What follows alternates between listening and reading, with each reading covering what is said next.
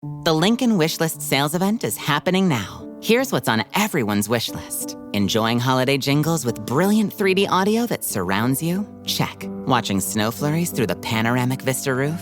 Check. Packing up presents with the spacious Lincoln Splitgate? Check.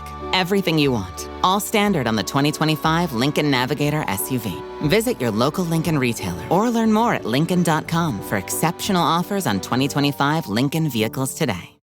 Hi, it's Eva Longoria, and let's be real. After 40, we should ask for more from our skincare. I swear by Revitalift Triple Power Moisturizer by L'Oreal Paris.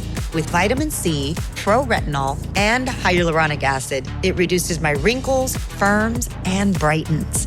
And it's not a procedure. It's just a hardworking moisturizer. Revitalift Triple Power Moisturizer by L'Oreal Paris. Grab it today in fragrance-free or with SPF 30. Available at your local Target. ¿Hablas español? Sprichst du Deutsch? Kan du norsk? If you used Babbel, you would. Babbel's conversation-based techniques teaches you useful words and phrases to get you speaking quickly about the things you actually talk about in the real world, with lessons handcrafted by over 200 language experts and voiced by real native speakers. Babbel is like having a private tutor in your pocket. Start speaking with Babbel today. Get up to 55% off your Babbel subscription right now at babbel.com/Spotify. Spelled BABBEL.com/Spotify. Rules and restrictions may apply. Welcome to the New Books Network. I'm Chris Holmes, and this is Burned by Books. Here you'll find interviews with writers you already love, like Jennifer Egan and Rebecca Mackay, mixed in with up-and-coming voices like Alexandra Kleeman and Rumaan Alam. You'll find us wherever you listen to podcasts, but check out previous episodes at burnedbybooks.com and on Instagram and Twitter at burnedbybooks. Let's start the show. Robert Doughton Saville is a man who gets what he wants. Called Doty by friends and enemies, he is making his way through adolescence into adulthood by manipulating those who come into his ken. The scion of a formerly wealthy family, Doty refuses the déclassé move and seeks to maintain his privilege by finding women he believes he can leech off of. He begins by stalking them. The Stalker, Paula Bomer's latest novel, is a frightening descent into the mind and mentality of a young man propelled only by his desire to satisfy his most immediate wants and needs. Doty's obsession with carrying on a life of privilege that insulates him from work, hardship, or even the troubling existence of others grows darker as the novel follows him to the city, where his predilections devolve from stalking to squatting in the apartments of women he manipulates, to abuse, and to finally something like murder. The Stalker's power as a novel comes both from Paula Bomer's razor-wire tension that she builds, punctuating each new offense with impossibly black humor, and from our horrible sense of recognition, of seeing versions of Doty populating the nation in places of power and authority. With a narrative voice tied tight as a lariat to Doty's interiority, the Stalker gives us no reprieve from his disturbed mania. And yet we are driven on, compelled to understand how much society will allow a parasite such as this. Paula Bomer is the author of The Stalker, which received a starred publisher's weekly review calling it dark and twisted fun. She is also the author of Tante Eva and 9 Months, and the story collections Inside Madeline and Baby and Other Stories, and the essay collection Mystery and Mortality. Her work has appeared in Bomb Magazine, the Mississippi Review, Fiction Magazine, Los Angeles Review of Books, Green Mountain Review, The Cut, Volume 1 Brooklyn, and elsewhere. Her novels have been translated in Germany, Argentina, and Hungary. She grew up in South Bend, Indiana, and has lived for over 30 years in Brooklyn. Welcome to Burned by Books, Paula Bomer. Thank you so much for having me, Chris. I was wondering if we could start by having you read just a little bit from the very beginning of The Stalker, just so we can hear the narrative voice and how it sutures itself so tightly to Doty and how much that kind of contributes to the nervous energy of the novel. Yes, I'll start here with chapter 1. Beata was coarse. She was low-class, tough, which made her masculine. She had the hair of a baby or an old woman, fine and staticky, pulled back harshly in a black rubber hairband. Her makeup was slutty, lots of black eyeliner and singed curls for bangs. She wasn't nice to the boys. No eye contact, a scowl, an air of impatience. Dodie had a plan for her. Any of the three boys at the table would have gladly fucked her, but Beata was out of reach for Stanny and Lou. Not because she was above them. She was, clearly, beneath them. But because fucking Beata required a plan, some thought, some energy, maybe a bit of cunning. Dodie had this ability. His friends did not. Beata, with her name tag above one of her tiny breasts, stood by the counter, fiddled with her stiff hair, looked into her compact, applying greasy purple pink stuff to her lips. They had driven from Darien to Watertown, a small town with a diner and a hardware store that also sold cigarettes and potato chips. They did this to feel adventurous, to be in another world, a lowly world, a world of people with shitty jobs and cheap clothes. Darien girls would never be seen looking at themselves in a compact in public. They only did that in private. Dodie watched her smooth her apron and lick her teeth. It all happened in slow motion due to the weed they'd smoked. And that way it felt profoundly intimate. She hated them. This he knew. So did Stanny. He was pretty sure Lou didn't know. Lou was thick. Lou was the biggest of the three, well over 6 feet, and because he had grown so fast, his body had parts that were larger and parts that were smaller. He was a poorly arranged-looking guy. Beata walked over, check pad in hand. "What can I get ya?" "I'll have pancakes," Dodie said. He made eye contact, but only briefly. Her eyes were hard. She was tapping her pen on the pad. A tick. Impatience. She also wore, as she always did, so he noted, a small, cheap-looking necklace with a glittering red heart at its center. Dodie focused on it, where it lay on her throat, a gold-colored chain and rhinestones, fake jewels. "Milkshake for me," Lou said. "Chocolate?" she scribbled. "Yeah," he said. "Give me a Coke," said Stanny. She wrote it on her pad and walked away without looking up at them.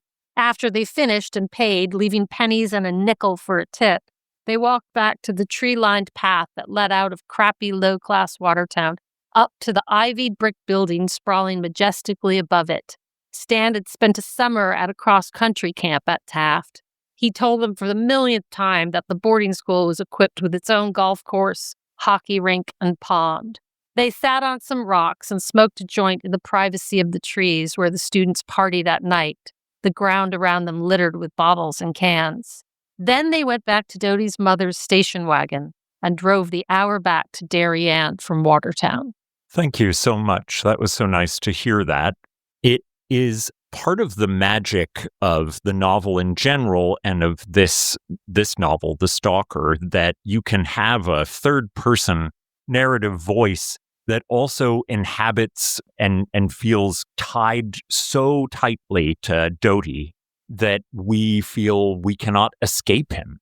And I wondered why you chose that particular narrative voice, and where did Dodie come from? How did he climb out of some lizard part of your imagination? So there's a story I want to tell, and then I have to find a way to tell it. And there's some process of elimination, but his voice came to me, and I don't really like to write in first person that often, I guess. I would say that it's actually harder. So third person gives you a little bit of room to kind of go in and out of point of view if you need to, but it's very close to Dodie throughout the novel. But it does give you some distance, whereas first person, you're completely inhabiting someone. So I would say mostly when I come to any kind of point of view, it is a little process of elimination. But I love talking craft. So it worked nicely for me. And then I was trying to write, and regarding your second question, how and why Dodie, or how did this come to me? I had been trying to write a book, called Gaslit. An entirely different book told from the point of view of a female who had been, subject to all sorts of abuse. And I could never, so that would have been first person and it would have been from the point of view of a victim. And I just never was able to tell the story I wanted to tell. And I had an aha moment, like, aha, Mhm. And honestly, the first draft, while I worked very, very hard and got very nerdy about where it was set, it flowed pretty quickly once I found the voice. And I think that's kind of just true for me in general. Once you find a voice, even if it's, has that distance from third person, because third person has a voice, as well. And its own, it's just not, it's a little different. Yeah. And then it just flowed. That's it. It's funny to think of this voice coming and Dodie coming to you. He seems like I mean, you have described in other interviews that he was at one period of time, perhaps even Satan or the devil himself. And so I wonder how you decided to have a nearly inhuman, terrifying character versus an actually inhuman, satanic character. So this is my fourth book with my editor, Mark Doughton. He's an old school editor. I mean, I like to compare him to something like Maxwell Perkins, That's hard to find these days. So it is. It's funny. This is me kind of sounding like I'm trashing the industry, but people don't edit, they really Yeah. don't. They're good at taking it to launch. They believe in you, all that stuff. But he's very nerdy. I appreciate it. And he made Dodie in some ways more human. And it was kind of hard to keep up the Satan thing, as I worked my way into thinking he was Satan pretty quickly. There's some short story, it's so long ago, by, I want to say Chris Adrian. Am I pronouncing his last name wrong? I think it's Adrian, but I'm not Okay. positive. Yeah, he wrote a short story a long time ago that was in Tin House, and I am part of a posse who was into it, and it was about this football player at an American high school who turns out to be the devil. And it's just brilliant. And I was incapable of doing that, I realized in the long run, and it really wasn't, But yeah, so we humanized him. I think the most human thing about him, yeah. So like the fact he later, I don't think this is telling too much, but he went to Boston College, and that is a Catholic university.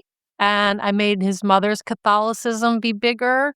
And so I made it kind of more about good and evil in the beginning, and all of that gets cut. So my editor cuts things, he shapes things, and he makes them better. And then, yeah.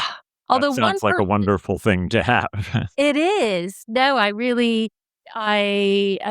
feel like Mark Doughton makes me the writer that I am. So it's one of those kind of intense relationships. Amazing. Mm. So the Stalker is at times an upsetting read, but part of that disquiet, I think, comes from our desire to keep reading and to the drive to understand Dodie's motivations and to see the increasing perversions of his thinking. Novels are often pitched by people in my world, like theorists and critics, as generators of empathy, but the long history of antagonistic, even despicable narrators would argue that there's something to empathy's negation in the novel. So this is another kind of two-part question, and I wanted to know how you balance wanting the reader to continue on while having Dodie's actions and intentions get more and more deviant. And then on the question of empathy, what does empathy or its opposite do in your conception of how the Stalker works? Okay, wow. I love this. So I had a bunch of books in front of me. No one really feels sorry for Patrick Bateman. No, that's what I was thinking of as a direct comp for this one, for sure. Yeah. So I'm I think, somewhat typical, but also, in other words, but also neurotic in that I can't really read other people's books when I'm writing, but I do have usually a pile of books that I might look at. So there was American Psycho. There's also, I think even more so was as far as what I was trying to channel is this book called The Dwarf by Per Lagerfeld. I'm not sure if you're... I don't know it. Okay, so he won the Nobel in I want to say 37. I can't remember, sorry. A long time ago. I think he's Swedish.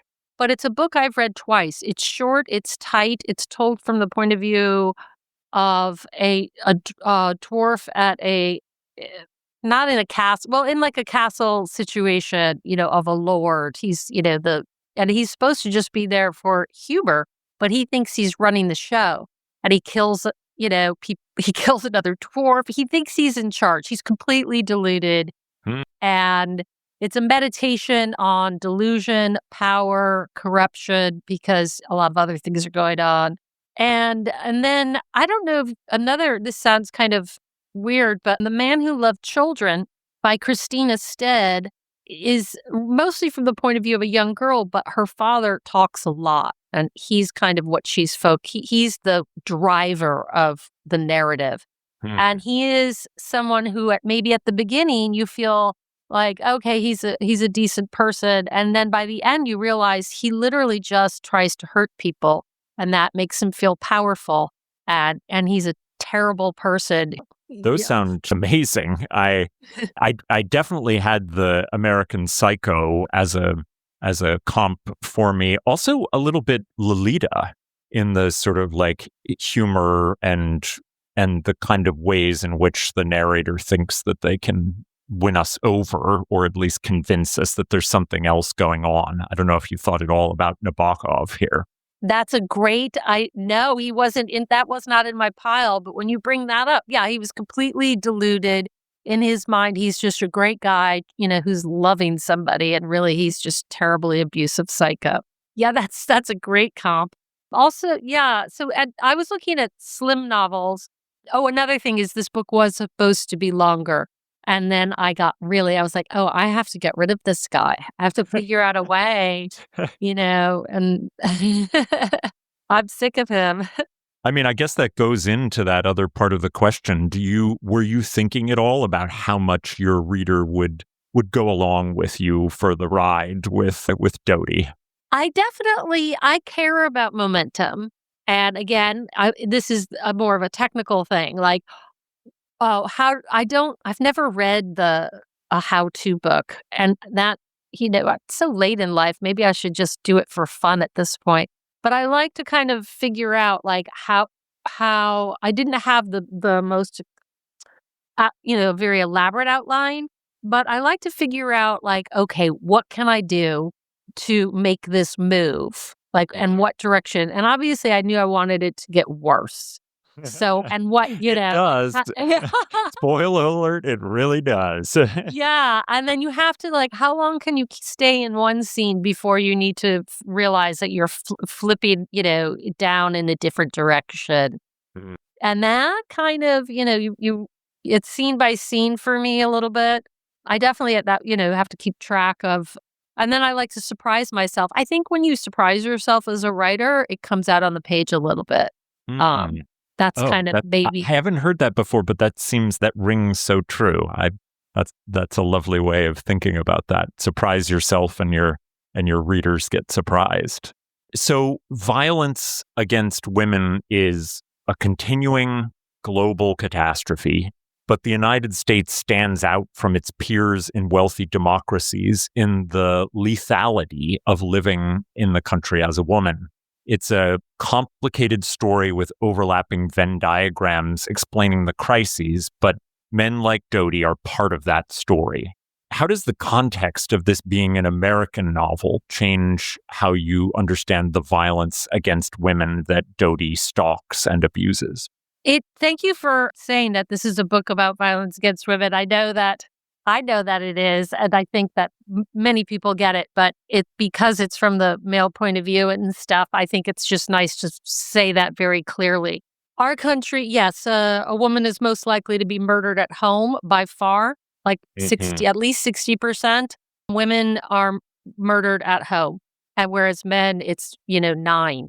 So the home is a dangerous place, and that's where he goes. He goes into women's homes, and honestly, worldwide, I was recently reading about El Salvador, where there's a huge crisis there's no abortion. And if you miscarry, there are women who have 30-year sentences for murder they have no miscarrying. Wow. For miscarrying and there's no late term, like there's women die because this is happening in our country too. But it's really, it's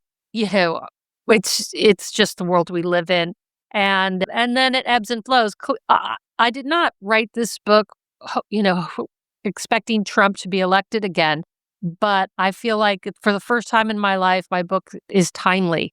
Everyone is so tired and exhausted and repulsed by the things that he is doing.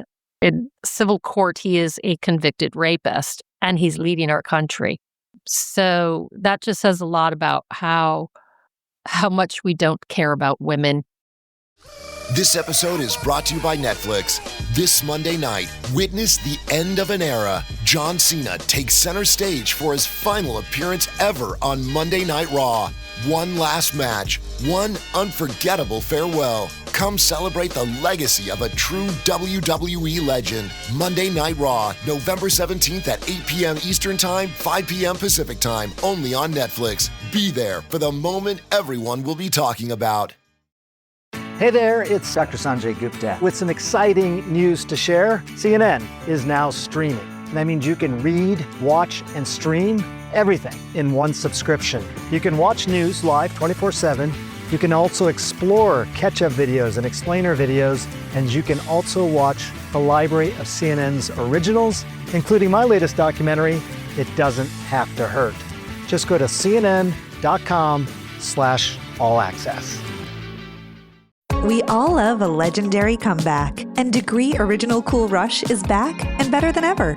Cool Rush isn't just a scent, it's a movement, a fan favorite that delivers bold, fresh vibes and all-day sweat protection. Whether you have a man that spends hours in the gym, heads into the office early, or is just trying to stay fresh on a long day, Cool Rush has their back. Head to your local Walmart or Target and grab Degree Cool Rush, the fan favorite scent from the world's #1 antiperspirant brand. Once upon a mundane morning, Barb's day got busy without warning. A realtor in need of an open house sign. No, 50 of them, and designed before 9. My head hurts. Any mighty tools to help with this plight? Aha! Barb made her move. She opened Canva and got in the groove. Bulk creating Canva sheets. Create 50 signs fit for suburban streets. Done in a click, all complete. Sweet! Now, imagine what your dreams can become when you put imagination to work at canva.com. I had a guest talk about like how difficult it is to have lived during the Me Too movement and then to witness the enormous backlash to that movement. And this book lives in a pre-Me Too movement, but feels more reminiscent to now and to our contemporary moment because of the way that Doty believes that he could just get away endlessly, and does get away endlessly with, worse and worse behavior towards women. And I wonder if you were thinking at all about the fact that this seemingly optimistic moment of women being able to speak to this violence with some agency, which now seems to have ebbed. Yes, I love the Me Too movement more than anything in a very long time. I think it was, such an important time. I also, what kind of goes unmentioned is all of these laws that Biden then put into our Constitution, or I apologize, into law. In that there's all of that was, the NDA thing, the non-disclosure agreements, those were all ripped apart, and you can no longer, a non-disclosure agreement that you signed 30, 40 years ago does not count anymore. And so there's no longer hiding behind those things if there's a sexual assault involved, or any kind of sexual abuse. So that was a wonderful, wonderful movement. And it had an immediate strange backlash, but it made me very happy. I think that what breaks my heart is that every generation of women, and this is just how it is, I'm guilty of that. We think our mothers didn't do enough. And then we take for granted all that they did because we lived it. We lived with what progress they've made. And so then there's kind of this taking everything for granted. And actually, my next work, I want to write about internalized misogyny, and this whole right-wing women aspect. We have so many white women who voted for Trump. So, but regardless of that, it's just, men like to be violent toward women. It's just a fact. Yeah, you can't argue with the statistics. They're too great, and then mix it with gun ownership, and that makes for a very deadly experience for a lot. Yes, that is one difference our country has from others, is that we are fully armed. Yeah.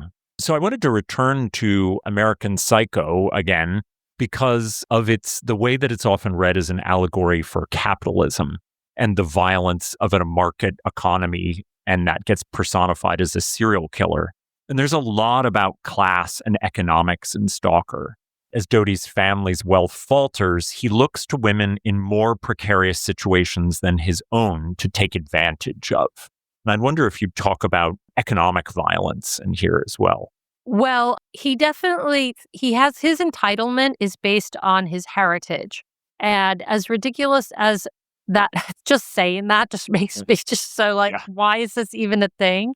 But it is. I mean, a lot of countries still have kings and queens, not just England. I always forget, Denmark, Spain has it, all. So, and there is this whole birth thing. American Psycho was definitely also set in the banking world. So, but Doty he just feels completely entitled to take advantage of anybody. And he feels everybody's really lucky that he's even taking advantage of them. And this is a real thing. I mean, domestic labor that women provide is, that's another thing, that has not changed very much.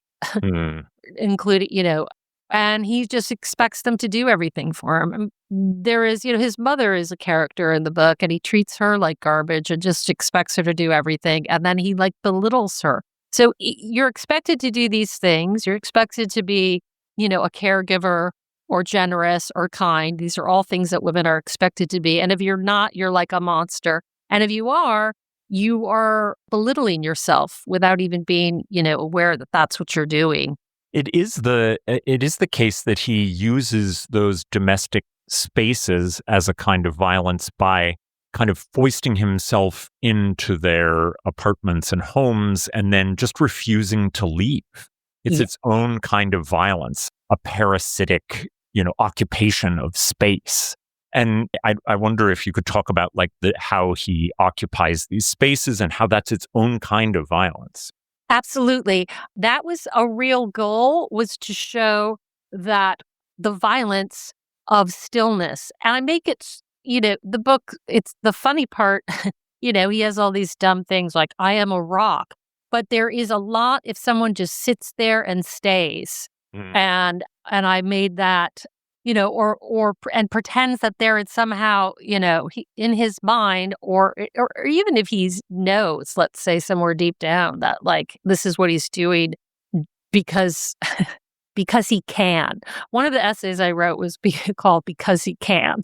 So it's kind of and there is the devil allegory. You open the door to some man, he sits on your couch, and that you could be just asking for trouble. It's just a sad truth. I don't know if you've heard of the book The Gift of Fear. No, that came out in the 90s, and it's a self-help book, which I don't really read a lot of those, but it's also fully backed by all sorts of statistics of the problem of letting men into your house. It's written by a man, by the way, who grew up with a mother who was horrifically abused.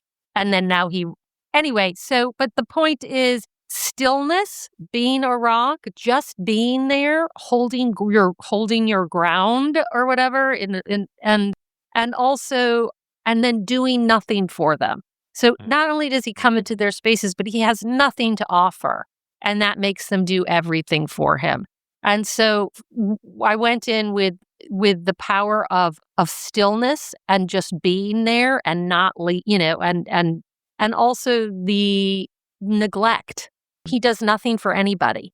He Oh never yeah, gives the anybody neglect anything. is one of the most horrible parts of the Yeah. novel. So neglect is something I want to talk about because neglect, if you neglect your children, you can go to jail. If you, the elder abuse, is just one, and that's just going to get worse as our population ages. But older people are, and I'm kind of one of them already, like we get scammed easily. We're isolated more. So he finds people who are a little isolated and then he neglects them and he uses them. And a neglect for a normal adult, let's say, for the women that he's dealing with, including, I guess, even his mother, they're not of an age where neglect could be seen as a crime. And yet look what he does by just neglecting them and using them, neglecting any of their, sometimes they try to get rid of him. And then he just stands his ground, stays. And then, so staying put and neglect. Yeah, you've made me think very differently about how just staying, about stillness and staying there as its own kind of violence. I'm going to probably see that everywhere now, sadly. But yeah, and that the women that he ends up manipulating and abusing are, they're outside of those ranges in which they're protected from neglect. Exactly. And so he can just neglect them. Yes. And so, and it's just, I understand that, there's this whole like, well, she's a grown up, she's not in any way falling into these categories of, vulnerability. And yet women, just by being women, are vulnerable. I'm not, and so, and regarding stillness, that's a war strategy. That's a strategy that is in ancient war manuals. That there's this book called The Art of War, and it's just about staying put is one of the biggest war strategies. Oh, in Sun Tzu's Art of War? That's interesting. I didn't know that. Yes, and also Marcus Aurelius talks about being a rock. Wow. Yes, and so men using these like ancient war techniques that's like for domestic violence. Like I truly think that's a big part of that's actually a connection, that they are at war with the women in their lives by staying put. You've got the historical backing to prove that it's an act of war. I mean, there is. I don't want to like sell this novel as like utterly depressing because it is very funny, even when it's painful to be funny. And, a good deal of the humor is unintentional funniness from Dodie. But I wonder what you were thinking as you layered in all this black humor and how you wanted it to work to reveal serious things. So I went in honestly with the two things of, well, maybe the devil, but also like the art of war and other just, trying to get men out of your house when you don't, and neglect, just like the endless neglect. Not only when we talk about what domestic labor in women, what we're also saying is that men don't do anything. So, and that was very purposeful. And regarding the first draft, I was so happy to find the voice, and I did a reading the other night, and people were laughing so loudly I had to constantly take breaks. I was the last reader of the night, and I've never. I mean, people were just, it was like someone was like, "Do you do stand up?" So like, it is a funny. We're sitting here talking about the darkest things, but humor and darkness are twins. They go very well together. But in all of I revised heavily with my editor, and then I started getting very upset. The revisions where I'm just kind of getting into it and refining all of it, and then I was left with a very, I'm excited to move on to another book. Let's put it that way, because it's very dark, but humor and darkness go very well together. It's hard to write. I just recently read Barbara Common's The Vet's Daughter. It was republished by New York Review of Books. And that book has almost no light. It's very dark, but that's rare, I think. Yeah, no, it's I liked the way that you talked about them as twinned, because I think that's so true. and they reveal each other, the humor and the horror. And so one of the questions I have, which I think is, a question about the larger cultural systems that are in play that allow Dodi to do this, because it's not as though Dodi is cunning. And I mean, I guess he is in some ways, in the sort of feral intelligence that being a man in the world, gives you all these entries. But it's also the culture and the society that allows him to perpetrate these things. And so I'd be interested to hear you talk about the kind of play between an individual who is very, very nearly Satan in his perpetrations against women, but also a society that, really gives him license to do these things. Yes, absolutely. He's an individual, but he's part of the world. And the world, from my childhood, boys will be boys. And that's saying isn't used anymore, but something like that doesn't really go away. I think it was used with Trump in 2016. I think it was still in play there. So we've always let boys get away with things. We also, we expect violence from them, and it is definitely and women, if they if they fight back or if they assert themselves, they're considered bitches. They're considered you have to play nice. And from an early part of my being a child, I was a tomboy. I rebelled against that, and I noticed that boys were free, and I wanted to be free like them very early on. So it's just funny that it's from childhood on. Women couldn't have their own bank account in their name until like 1972 or something. And rape in the home, between a husband was not considered. There was no marital rape. And that wasn't until 1992. So I was 20 something. Think about that. So it's deeply ingrained legally now, especially with women in many states not having access to birth control or abortion. So that the control over any aspect, it's sort of capitalism. Not that I think things are much better in the former communist countries. I don't know. Whatever. So I'll just speak to the U.S. in that the more control we have over the poor, so there's a lot of class stuff going on here in this book too. The less opportunity we give the poor, the more we have for ourselves. The more power we have over women, the more they get to keep things to themselves and just use women as whatever they're useful for. So, well, on that very optimistic note, I want to move to our final question, which is about some books that you might have in mind that you've been reading and really enjoying recently.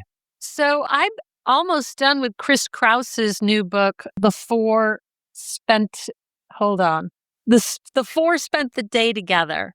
And everybody loved I Love Dick. I never got through I Love Dick because it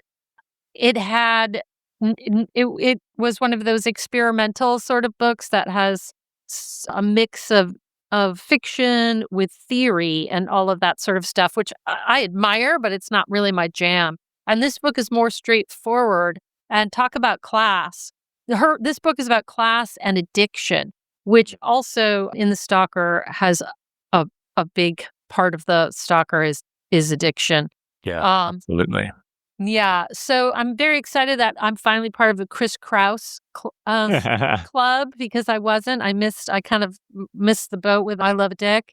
I haven't joined yet, so maybe I'll join with the Four Spent the Day Together. It's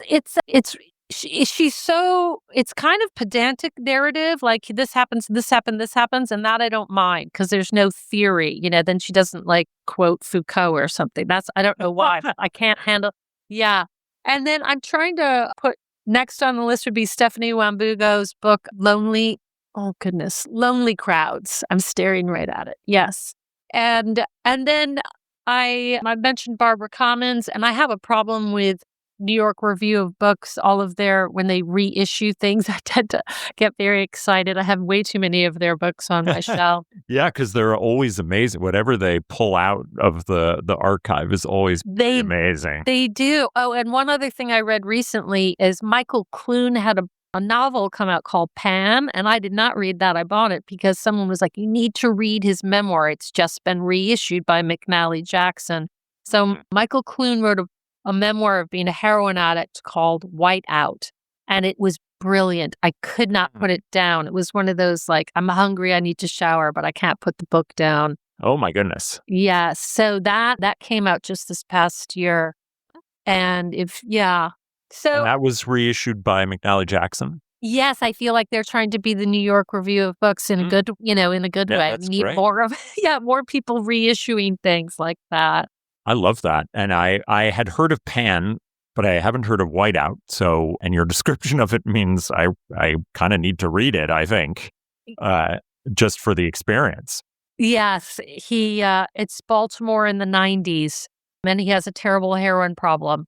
Yeah, and it's just really so exquisitely painful and beautiful at the same time, because unlike Dodie, who you have a lot of compassion for he's his own protagonist, for Michael Clune.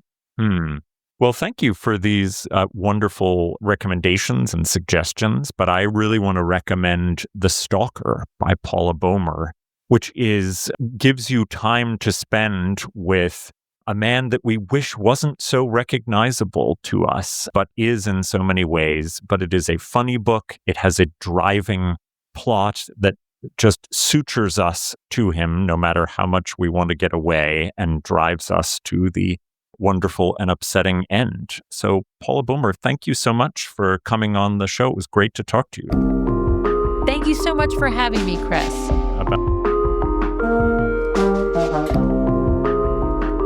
Well, that's all for me for now. My thanks to Paula Bomer for coming on to talk about her latest novel, The Stalker. You can find links to purchase The Stalker and all of Paula's recommended books at the website, burnedbybooks.com. There you'll find all of our previous episodes, links to buy a podcast t-shirt, and ways to get in contact. As you listen, take a moment to rate the show on iTunes, Spotify, and now YouTube, or wherever you find your podcasts. Until next time, this has been Burned by Books.